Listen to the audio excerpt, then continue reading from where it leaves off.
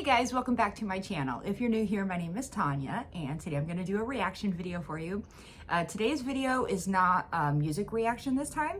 This is a Discord suggestion. One of my Australian viewers suggested that I react to this video called Top 10 Places to Visit in New Zealand Travel Guide. So Australia and New Zealand have always been like, if I ever left the States, which I never have before, but I always thought if I ever leave the States, the two places that I would want to visit most are Australia and New Zealand. So I've been learning some stuff about Australia. I've learned a little bit about New Zealand, but I want to learn a little bit more. So I'm excited to watch this. I'll be honest with you, I don't know a ton about New Zealand. It's just whenever you see New Zealand on like TV or something, they're just always showing these just gorgeous areas. And I am somebody who just absolutely loves nature and being in nature. And I remember seeing this, this thing once years ago. I can't remember what it was on, but one of the destinations like people like to go to is zip lining in New Zealand. And when I saw that and what it looked like, I was like, oh my God, that is on my to-do list for sure in my life. That's a bucket list. I want to go zip lining in New Zealand. I of course want to go to Australia. I want to go everywhere in Australia. I love Australia. And then I also have very basic like bucket list things, like I want to swim with dolphins, you know. I want to visit Hawaii. I've never been to Hawaii. I want to go to the Caribbean or maybe the American Virgin Islands. You know, I want to go to places like that. But I'm also not like big into travel. Like I'm a big homebody. But if I ever got the opportunity, these are some things that I would really love to do. So anyway, enough of me rambling. Let's go ahead and get started on this New Zealand top 10 places to visit. Here we go.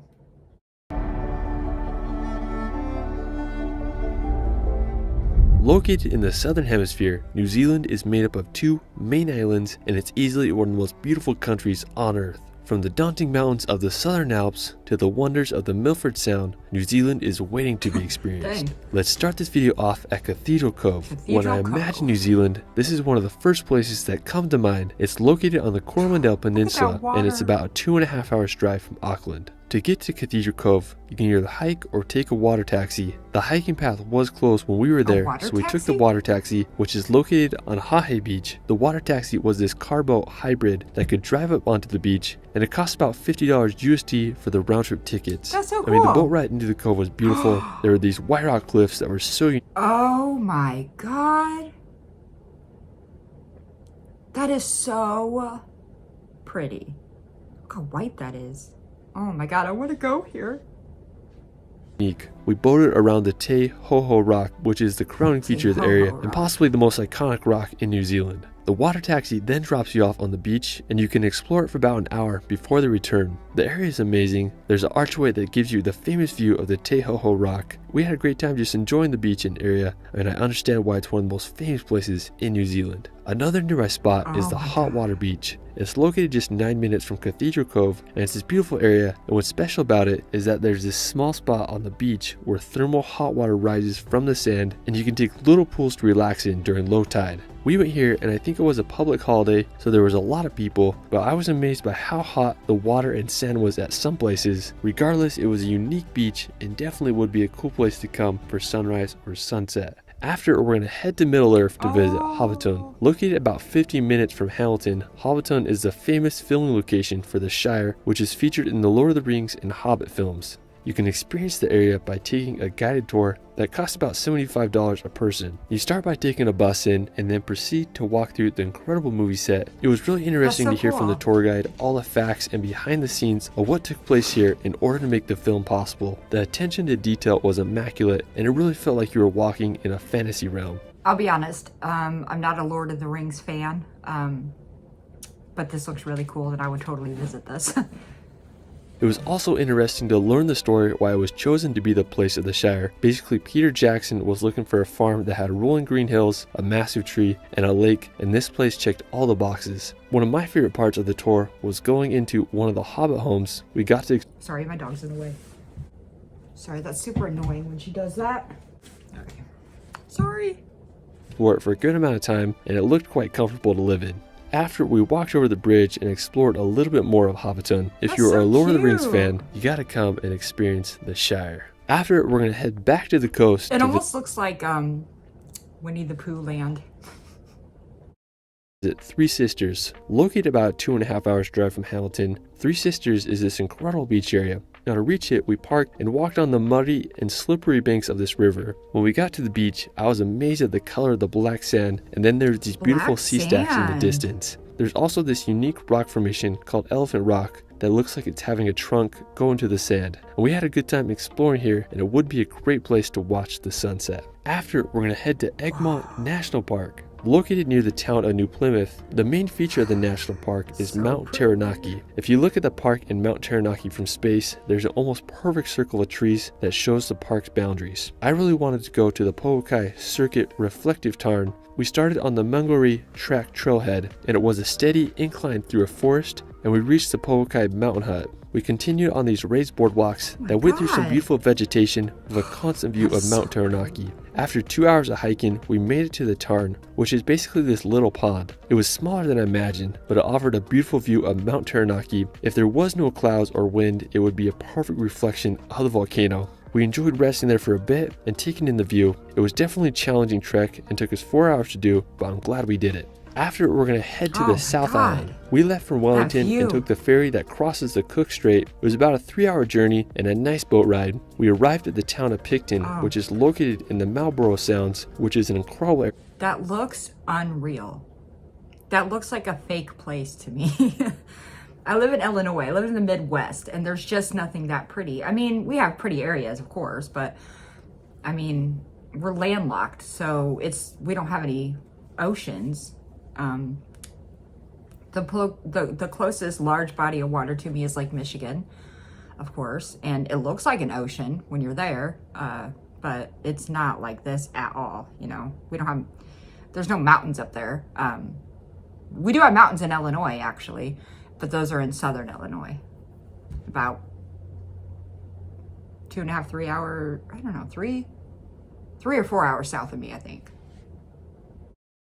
On the northern point of the southern island with picturesque bays and scenery. Afterwards, we're going to head to Wharariki Beach. Located about 4.5 hours drive from Picton, this was easily my favorite beach we visited in New Zealand. To reach it, it was a beautiful 15-minute walk, and when we got to the beach, I was blown away by the beauty of this place. The windswept sand was so picturesque and felt otherworldly. Now, the crowning feature of the area is the Archway Islands. They are the set of 2 islands that have a bunch of arches in them. I mean, they're so unique and epic. We had a great time waiting around for sunset and watching the islands light up with I've seen a lot of these in Australia too, so I'm curious, is this just a normal beach thing? Like a lot of beaches have it, or is this specifically in that part of the world? There's a lot of these old rocks in the water in like Australia, New Zealand area, or is that kind of anywhere you go? The only place that's coming to mind for America is on the West Coast, I think up in the maybe Oregon area. They had something like this. Okay, I'm a dork, I'm a movie buff, and the only thing I can think of is Goonies, you know, and the Goonies when they show the beach and they're looking out the rocks where the boat comes out of. That's what I'm thinking. That's what I'm picturing. That's the only thing I can think of as far as big rocks like that in America. But like I said, I don't live near an ocean, so I don't really know. Orange glow. While it is out of the way, this place was well worth the journey to get there. After, we're going to head south to visit Lake Tekapo, located about a 3 hours drive from Christchurch. Lake Tekapo is this incredible blue lake. If you come here between the months of November to January, you might be able to see the scenic lupine flowers around the lake. The area around Lake Tekapo is also one of the best places in the world to see the night sky. After, we're going to head to Mount Cook. About an hour's drive from Lake Tekapo, Mount Cook is the tallest mountain in New Zealand with a height of 3,724 meters. When you're heading towards Mount Cook, we're going to head to Mount Cook. Located about an hour's drive from Lake Tekapo, Mount Cook is the tallest mountain in New Zealand with a height of 3,724 meters. So 12,218 feet. Holy hell. When you're heading towards Mount Cook, you'll drive on the shores of Lake Pukaki. I think this is one of the most beautifully colored lakes I've ever seen. The water was just so perfectly blue thanks to the glacier runoff. Now the drive to Mount Cook is arguably one of the most scenic in the world, and you'll have views of the incredible southern Alps coupled with the glacier blue waters of Lake Pukaki. Now once you arrive at Mount Cook National Park, there's a lot of hikes you can go on. One of the most famous is Hooker Valley Trek. It's about a 10-kilometer round-trip trek, and it takes about 3 hours to do. The trail is relatively easy with a steady incline. One of my favorite features of the hike is the swing bridges that cross the glacial rivers. They offer amazing views, especially the first one that has a great lookout into Mueller Lake. After, you continue on the trail and walk on some overland tracks. When we reached Hooker Lake, I was amazed at the view with the glacier ice chunks in front of the massive backdrop of Mount Cook. It was possibly the windiest place I've ever been. The wind was blowing so hard and it was wisping up the lake water, creating for one of the most epic situations. The power of the wind was just absolutely insane. I mean, I felt like we were going to be blown away or something. Another incredible place in the park is the Tasman Lake. It's a short 10-minute hike from the parking lot and has some amazing views of the Tasman Glacier. After, we're going to head to Wanaka to hike Roy's Peak. Located just a few minutes outside the town of Wanaka, this is one of the most popular hikes in the area. The full trail is about 16 kilometers and is a constant incline with an elevation gain of 1,300 meters. It was the hardest hike we did in New Zealand. There was a parking lot at the beginning of the trail and the ascent starts. There is some beautiful views of Wanaka and the lake on the way up, but the trail is pretty exposed without much shade. It is a popular hike to start around 3 or 4 a.m. to catch the sunrise, but we didn't wake up that early. After about 2.5 hours of a grueling uphill climb, we made it. That legit looks like a Bob Ross painting. That's what it looks like. I want to go. I want to go there.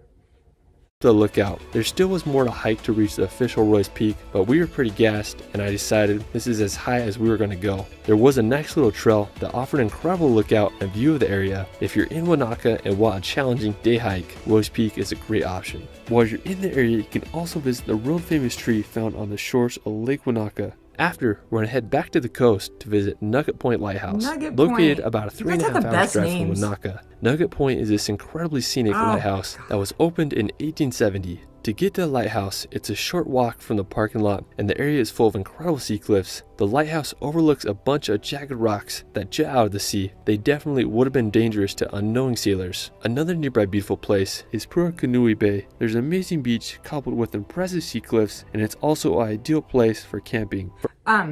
This isn't really to do with like the tourist aspect of this video, but I noticed that New Zealand has kept tons of indigenous names for things, and America has also kept a ton of indigenous names for things, like place names. Like Illinois is originally it comes from a Native American word, and I am part Native American, but I just love to see how they're keeping so much tradition, because it's really sad when places get rid of tradition and kind of erase and replace either names or words or cultures. So I really respect that there's so much love for the indigenous people of New Zealand. I respect that a ton, because I just don't think that Native Americans get near as much respect as they deserve. And it doesn't seem like they get as much respect as like the indigenous people of New Zealand. So I highly respect that. Our final location, we're going to visit the Milford Sound. Located in the Fiordland National Park, the Milford Sound is possibly the most famous place in all of New Zealand, and after exploring it, I understand why. The Milford Sound is pretty isolated, and the closest town is Te Anau, which is about 2 hours drive to get there. The road is one of the most beautiful I've ever been on. The scenery reminds me of the fjords of Norway, but slightly more tropical. We saw some kia birds, which are the only alpine parrots in the world, and they were seriously so beautiful. Once we arrived at the Milford Sound, we got on a boat that took us on a tour of the famous fjord. It was about $90 a person and took about 2 hours. The views on the front of the boat were amazing as we headed into the fjord. I mean, the scale of this place is insane. The mountain walls rise straight up thousands of feet high. We came across several waterfalls cascading into the sound. The most famous one is probably Stirling Falls. Our boat took us up right to it, and then the views of the falls was really nice as we headed back to the ferry dock.